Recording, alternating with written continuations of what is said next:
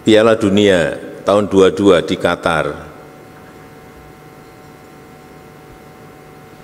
itu bisa membangkitkan pertumbuhan ekonomi di Qatar dari yang tahun sebelumnya hanya 1,5%, melompat menjadi 4,3% pada saat penyelenggaraan.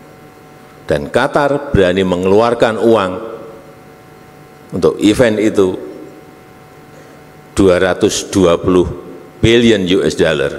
Itu kalau dirupiahkan 3.600 triliun di atas APBN kita setahun. Kenapa dia berani mengeluarkan itu, uang sebanyak itu? Ya karena pasti return-nya lebih besar dari ini, keuntungannya pasti lebih besar dari ini. Dan saat pembukaan, jumlah yang nonton 60.000 yang datang ke sana, tapi yang nonton lewat TV lebih dari 3 juta. Itu sudah keuntungan promosi sebuah negara. Saya berikan contoh aja MotoGP di Mandalika. Saya cek ke panitia. Ini efeknya luar biasa. Dampak ekonominya 4,3 triliun. Bisa menyerap, melibatkan tenaga kerja itu 8.000. UMKM yang terlibat kurang lebih 1.000.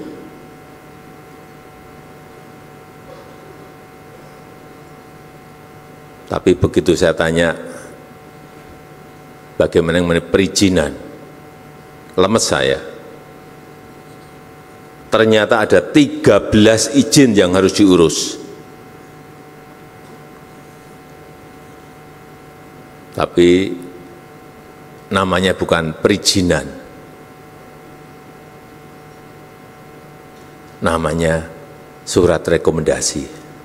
Sebetulnya sama saja, perizinan itu. Hanya diganti nama aja, dialuskan menjadi surat rekomendasi. Ada yang namanya surat pemberitahuan, tapi namanya itu izin.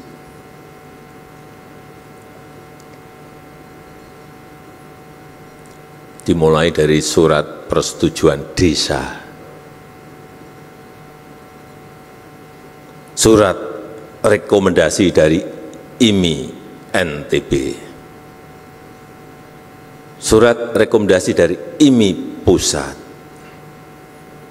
surat rekomendasi dari Polsek, surat rekomendasi dari Polres ke atas lagi, surat rekomendasi dari Polda NTB, dan surat rekomendasi dari Mabes Polri.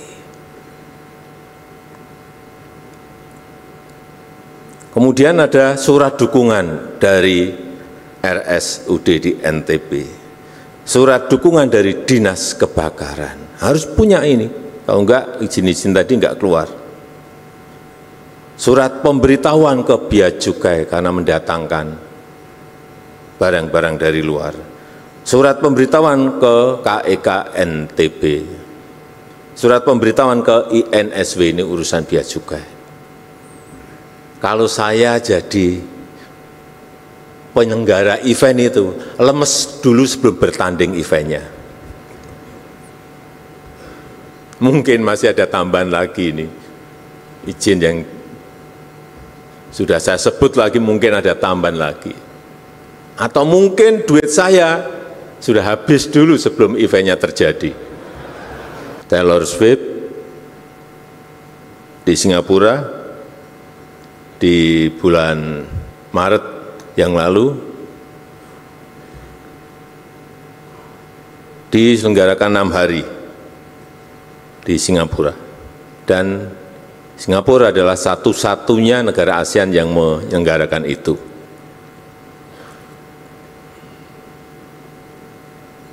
Yang nonton saya kira lebih dari separuh itu orang Indonesia. Karena penggemar Taylor Swift, kalau kita lihat di Spotify, Indonesia itu 2,2 juta orang.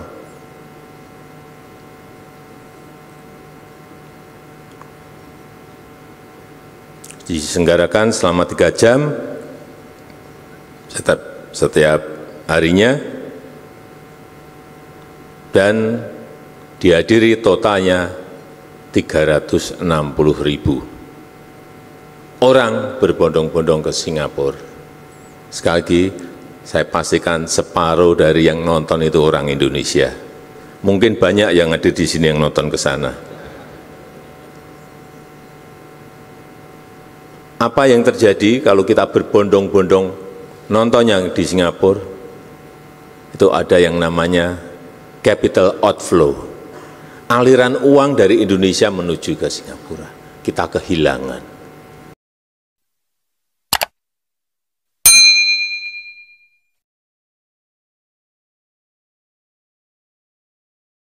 Bismillahirrahmanirrahim.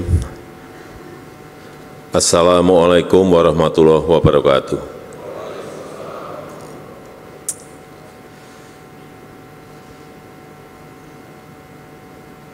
Yang saya hormati Ketua Komisi Yudisial, para Menteri, Kapolri, para Kepala Staf Angkatan,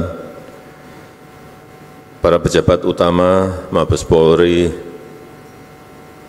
seluruh Kapolda yang hadir, para penerima manfaat dari perizinan ini, Bapak Ibu, tamu undangan yang berbahagia.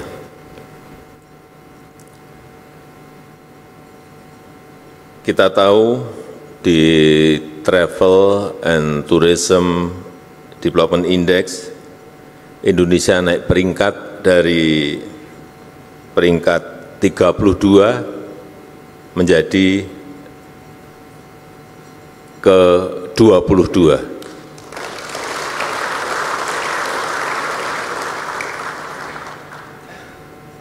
Tapi kita masih tertinggal, kalah dengan Malaysia, dengan Singapura, Thailand, dan yang terakhir kita kalah juga dengan Vietnam. Meskipun naik, tapi kita hanya di urutan ke-5 ASEAN.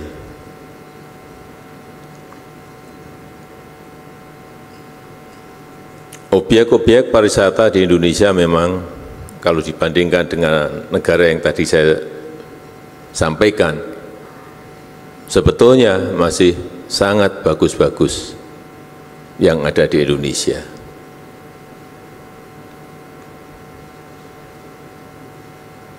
Sehingga yang paling baik adalah mendatangkan wisata mancanegara dalam jumlah yang besar. Dengan cara apa? Dengan cara menyelenggarakan event-event internasional. Baik itu yang namanya konser musik, baik itu summit, meeting, dan juga event-event olahraga. Kita tahu yang baru saja diselenggarakan Taylor Swift di Singapura di bulan Maret yang lalu, diselenggarakan 6 hari di Singapura, dan Singapura adalah satu-satunya negara ASEAN yang menyelenggarakan itu.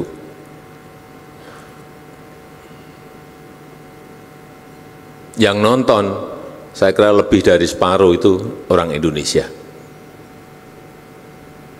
Karena penggemar Taylor Swift, kalau kita lihat di Spotify, Indonesia itu 2,2 juta orang.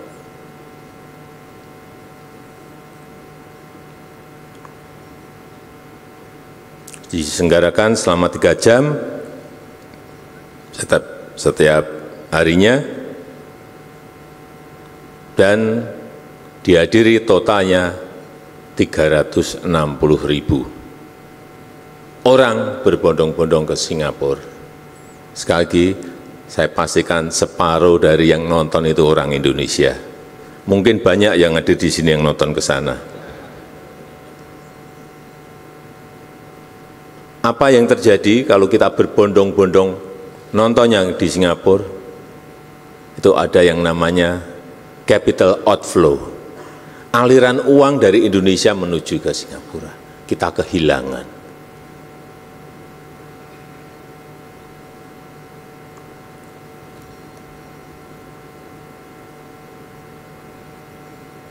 Kehilangan uang bukan hanya untuk beli tiket, tapi kehilangan uang Indonesia untuk bayar hotel, untuk makan, untuk transport, dan lain-lainnya.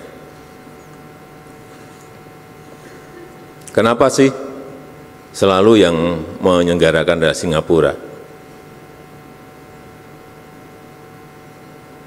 Ya karena kecepatan melayani dalam mendatangkan artis-artis tadi.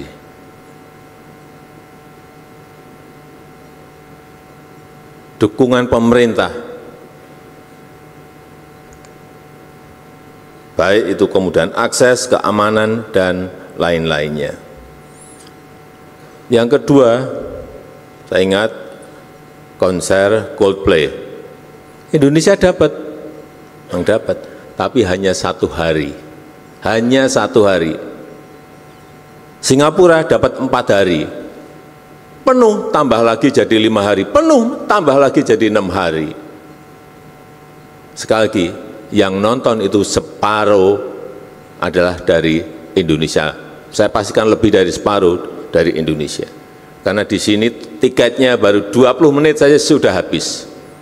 Tapi mau nambah nggak bisa.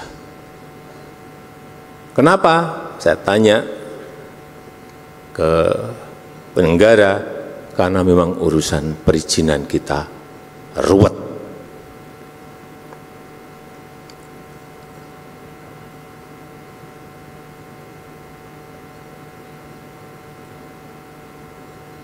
Padahal yang saya dengar, kualitas suara sound system waktu Coldplay itu di GBK dengan yang di sana itu bagus yang di sini. Ini yang harus kita tepuk tangani. Tapi hanya dapat sehari. Inilah yang harus kita selesaikan. Yang ketiga, Piala Dunia tahun 22 di Qatar. Itu bisa membangkitkan pertumbuhan ekonomi di Qatar dari yang tahun sebelumnya hanya 1,5%, melompat menjadi 4,3% pada saat penyelenggaraan. Dan Qatar berani mengeluarkan uang untuk event itu 220 billion US dollar. Itu kalau dirupiahkan 3.600 triliun di atas APBN kita setahun. Kenapa dia berani mengeluarkan itu, uang sebanyak itu? Ya karena pasti return-nya lebih besar dari ini, keuntungannya pasti lebih besar dari ini. Dan saat pembukaan, jumlah yang nonton 60.000 yang datang ke sana, tapi yang nonton lewat TV lebih dari 3 juta. Itu sudah keuntungan promosi sebuah negara. Sekarang kita masuk ke Indonesia. Kita punya event-event yang besar, meeting misalnya, yang baru saja World Water Forum itu dikunjungi oleh peserta itu lebih dari 50.000. Kemudian waktu sebelumnya juga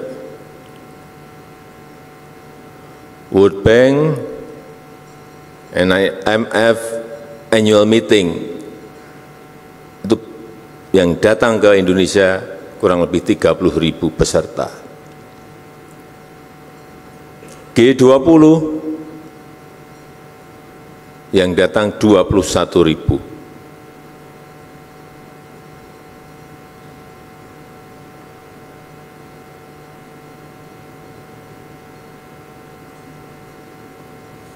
Dan setiap peserta itu spendingnya, belanjanya kurang lebih 30 juta per orang. Tinggal kalikan saja. Total menjadi berapa ratus miliar atau berapa triliun.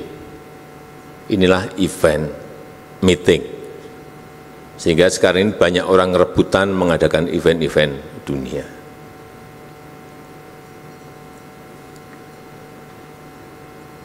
Juga event-event nasional kita, lokal kita. Satu nonton, sering sekali nonton. Slang pernah, bukan pernah, nggak tahu berapa kali. Dewa pernah, Ariel Noah pernah, Gigi pernah. Yang saya bisa bayangkan, ngurus izinnya ruwet saja masih mau menyelenggarakan kok, penyelenggara event. Apalagi kalau sekarang dipercepat itu.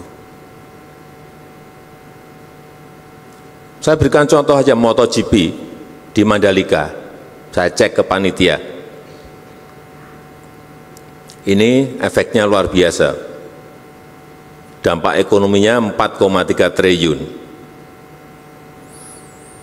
Bisa menyerap, melibatkan tenaga kerja itu 8.000. UMKM yang terlibat kurang lebih 1.000.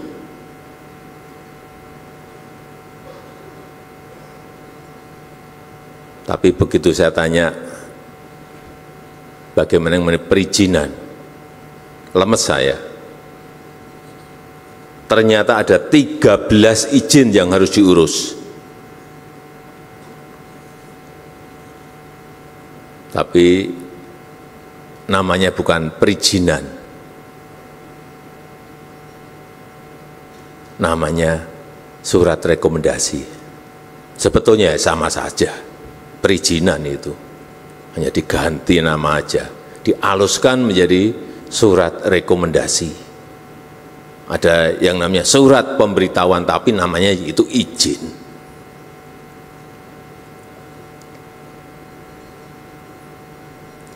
Dimulai dari surat persetujuan desa, surat rekomendasi dari IMI NTB, surat rekomendasi dari IMI Pusat, surat rekomendasi dari Polsek, surat rekomendasi dari Polres ke atas lagi, surat rekomendasi dari Polda NTB, dan surat rekomendasi dari Mabes Polri. Kemudian ada surat dukungan dari RSUD di NTB, surat dukungan dari Dinas Kebakaran. Harus punya ini, kalau enggak izin-izin tadi enggak keluar. Surat pemberitahuan ke Bea Cukai karena mendatangkan barang-barang dari luar. Surat pemberitahuan ke KEK NTB, surat pemberitahuan ke INSW, ini urusan Bea Cukai. Kalau saya jadi penyelenggara event itu, lemes dulu sebelum bertanding eventnya. Mungkin masih ada tambahan lagi ini, izin yang sudah saya sebut lagi mungkin ada tambahan lagi. Atau mungkin duit saya sudah habis dulu sebelum eventnya terjadi.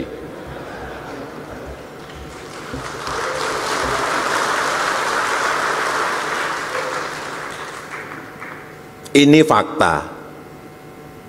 Karena saya tanya langsung, sebenarnya problemnya apa sih? Ini sama dengan konser musik, dengan event-event olahraga lainnya, sudah nggak akan mungkin jauh dari yang tadi saya sebutkan tadi. betapa sangat beratnya menjadi penyelenggara event di Indonesia. Padahal event di Indonesia itu setiap tahun, sekarang sebelum pandemi itu ada 4.000 event kurang lebih. Sekarang 3.700 event. Jadi sekali lagi, ini sudah saya kejar-kejar lama, saya sangat mengapresiasi, sangat menghargai, sekarang sudah ada OSS untuk penyelenggaraan event. Tapi juga akan saya ikuti terus, akan saya cek terus. Karena yang terjadi dulu pernah di sebuah kementerian sudah dibuat OSS, tapi karena nggak pernah dicek, nggak pernah dikontrol, sistemnya dimatikan. Artinya apa? Manual lagi. Artinya ketemu lagi. Dan akhirnya ditangkap oleh KPK. Ya, saat itu langsung ditangkap oleh KPK. Saya datang, karena saya datang ke sana.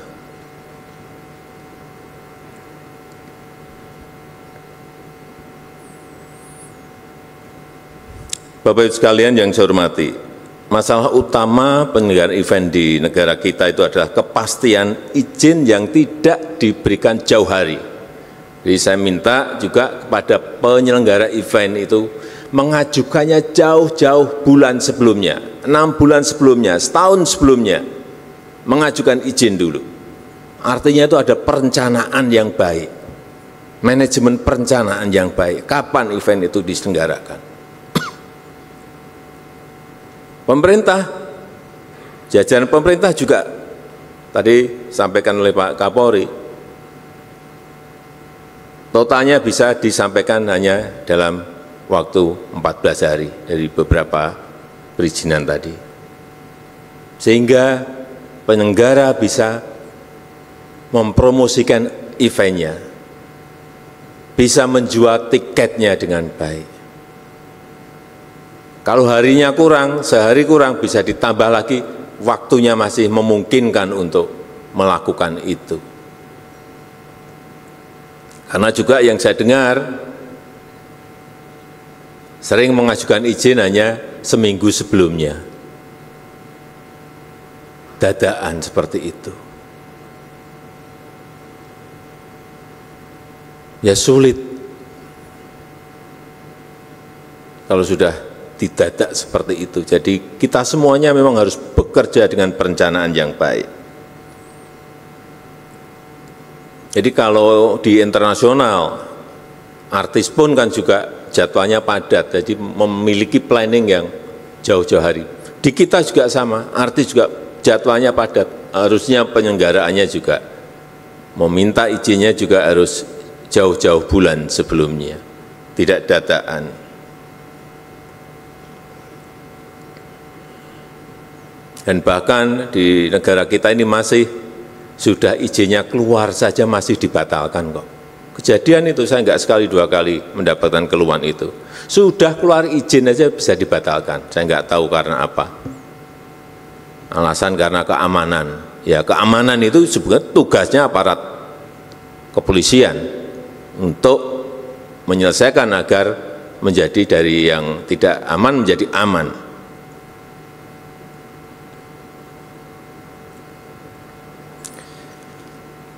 Oleh sebab itu, sekali lagi mengenai digitalisasi proses perizinan ini yang segera kita launching, harapan saya sekali lagi bukan hanya website layanan saja, tapi betul-betul memberikan kemudahan pengurusan, betul-betul memberikan kepastian jauh-jauh hari sebelumnya, betul-betul memotong birokrasi kita, dan sehingga munculnya adalah sebuah kos yang lebih murah dan lebih terbuka transparan.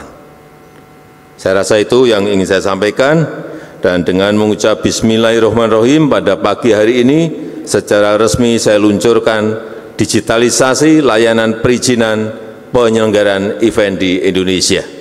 Terima kasih.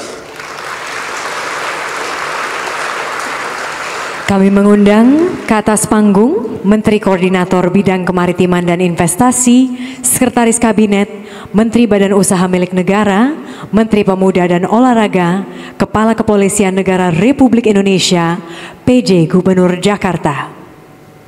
Tapi kita masih punya PR besar juga. Setelah ini rampung, PR kita adalah bagaimana agar hak cipta itu bisa berdampak kepada para seniman, pencipta lagu, dan lain-lain. Kalau eventnya banyak, tapi dampaknya tidak ke pencipta lagu, ke artisnya juga, ini akan tidak berdampak baik kepada para seniman kita. Saya rasa itu. Wassalamualaikum warahmatullahi wabarakatuh.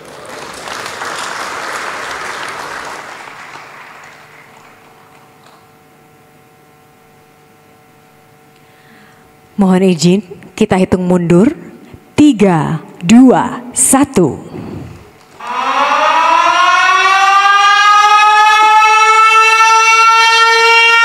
Dengan demikian, digitalisasi layanan perizinan penyelenggaraan event secara resmi diluncurkan.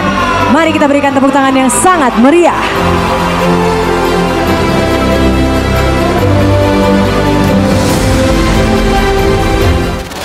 Sebagai negara besar harus berani melangkah, harus berani memiliki agenda besar untuk kemajuan negara kita, untuk kemajuan bangsa.